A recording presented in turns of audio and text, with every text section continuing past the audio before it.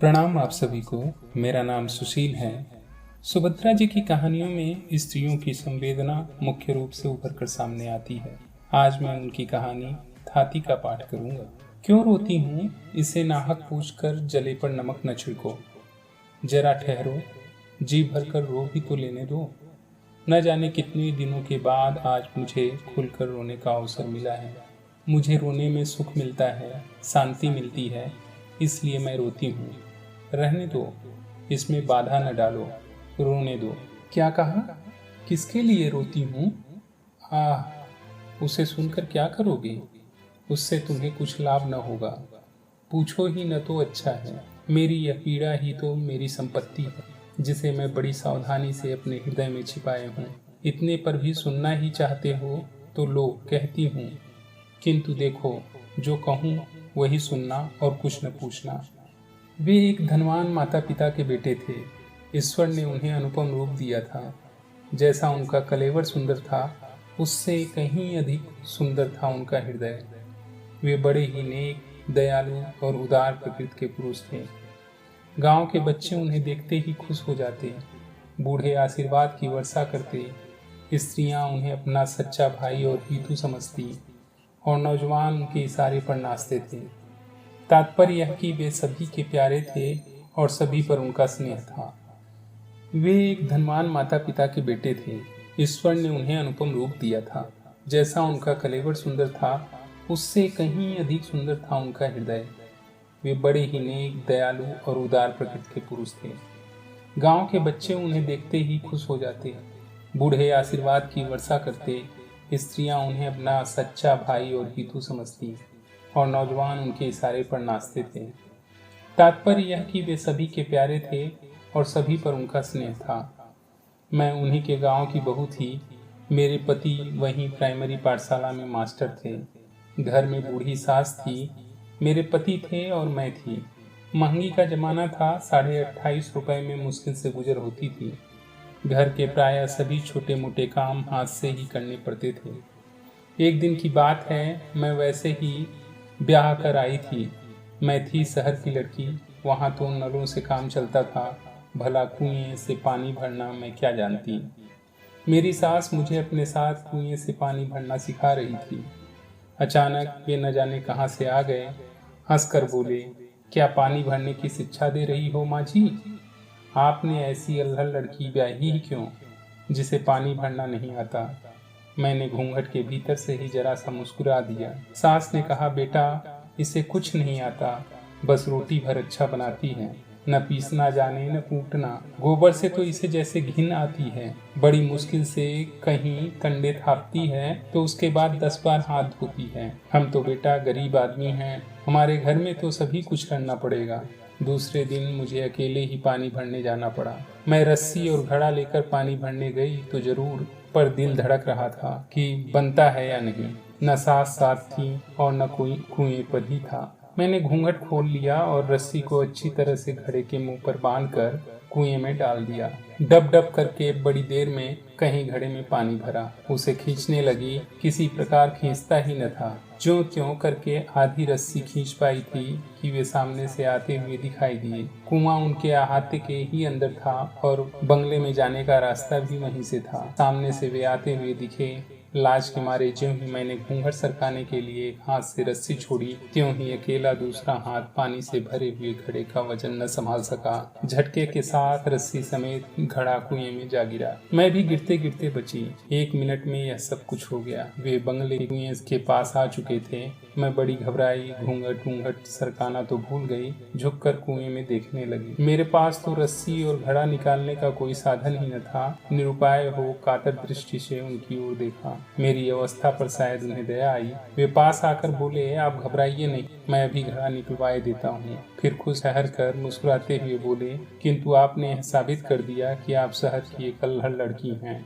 मैं जरा हंसी और अपना घूंघट सरकाने लगी। मुझे घूंघट सरकाते देख वे जरा मुस्कुराए। मैं भी जरा हंस पड़ी पर कुछ बोली नहीं। उनके नौकर आए और देखते ही देखते रस्सी समेत घड़ा निकाल लिया गया। मैं घड़ा उठाकर अपने घर की तरफ चली। शब्दों में नहीं किंतु कृतज्ञता भरी आंखों से मैंने उनसे कहा, मैं आपके इस उपकार का बदला इस जीवन में कभी न चुका सकूंगी। करीब पौने घंटा कुएं पर लग गया। अम्मा जी की घुड़कियों का डर तो लगा ही था, जल्दी जल्दी आई। घड़े को घिनौची पर रख रस्सी को खूंटी पर टांगने के लिए मैंने जो ही हाथ ऊपर उठाया, देखा कि एक हाथ का सोने का कंगन नहीं है। तुम कहोगी कि पानी भरने वाली और सोने के कंगन, यह कैसा मेल। यह भी बताती हूँ, यह कंगन मेरी माँ का था। मरते समय उन्होंने अनुरोध किया था कि यह कंगन ब्याह के समय मुझे पैर पुजाई में दिया जाए। इस प्रकार यह कंगन मुझे मिला था। रस्सी टांग कर मैं फिर कुएं की तरफ भागी। देखा तो वे सामने से आ रहे थे। उन्होंने यह कहकर कि यह तुम्हारे अल्हड़पन की दूसरी निशानी है,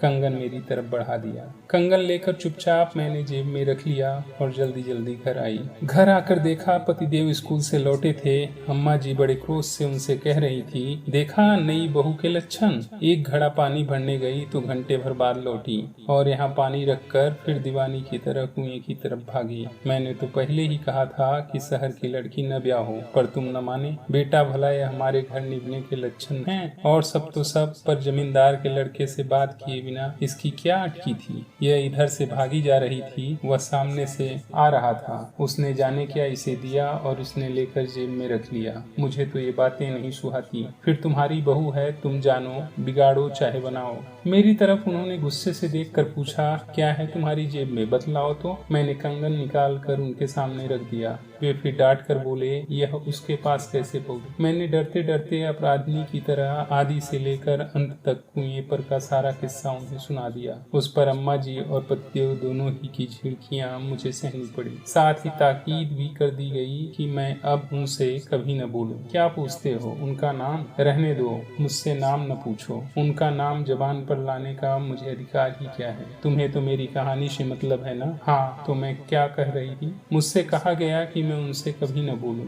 यदि ये लोग फिर कभी मुझे उनसे बोलते देख लेंगे तो फिर कुशल नहीं। मैंने दीन भाव से कहा, मुझसे घर के सब काम करवा लो, पर कल से मैं पानी भरने न जाऊंगी। इस पर पतिदेव बिगड़ कर बोले, तुम पानी भरने न जाओगी तो मैं तुम्हें रानी बनाकर नहीं रख सकता। यहाँ तो जैसा कहूँगा वैसा करना पड़ेगा।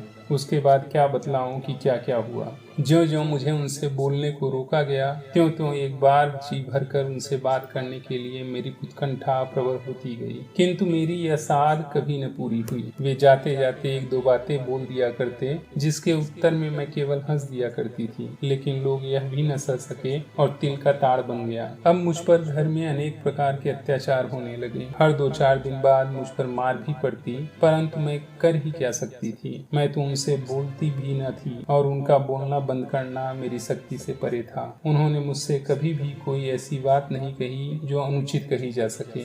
उन्हें तो शायद विधाता ने ही रोते हुओं को हंसा देने की कला सिखाई थी। वे ऐसी मीठी चुटकी लेते, कभी हंसी की बात भी करते तो इतनी सभ्यता से, इतनी नपी तुली कि मैं चाहे कितनी दुखी हूँ, चाहे जितने रंज में हूँ, हंसी आ ही जाती थी। किंतु धीरे धीरे मुझ पर होने वाले अत्याचारों का पता उन्हें लग ही गया। उनके दयालु हृदय को इससे गहरी चोट पहुंची। उस दिन, अंतिम दिन, जब मैं पानी भरने गई, वे कुएं पर आए और मुझसे बोले, मैं तुमसे कुछ कहना चाहता हूँ। उनके स्वर में पीड़ा थी, शब्दों में माधुर्य और आंखों में न जाने कितनी करुणा का सागर उमड़ रहा था। मैंने आश्चर्य के साथ उनकी ओर देखा।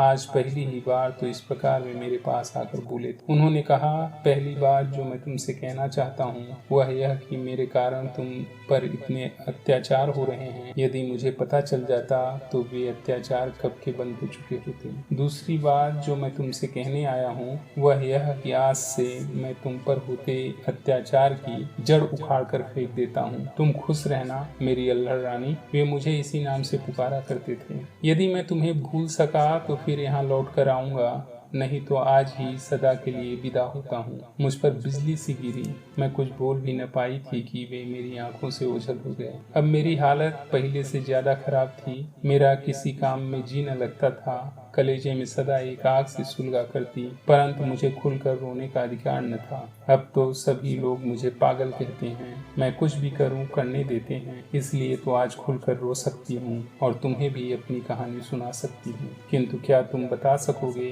कि वे कहाँ हैं? मैं एक बार उन्हें और देखना चाहती हूँ। मेरी यह पीड़ा, मेरा यह उन्माद उन्हीं का दिया हुआ तो है। यदि कोई सहृदय उनका पता बता दे तो मैं उनकी थाती उन्हीं को सौंप दूँ।